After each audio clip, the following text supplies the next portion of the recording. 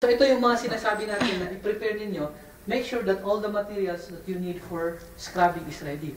Like your scrub, your soap, the water should be present. Wow.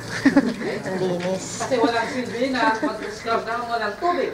Okay? Ito, nakaganyan yan. I-adjust ninyo kung matangkad kayo, itaas na ninyo.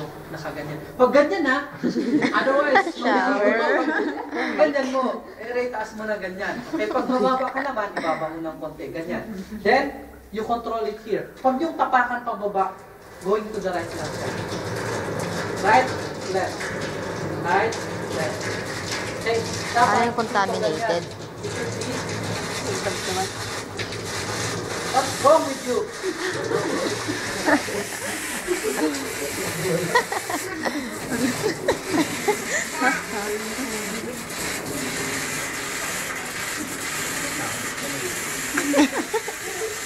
Nagiging ano eh.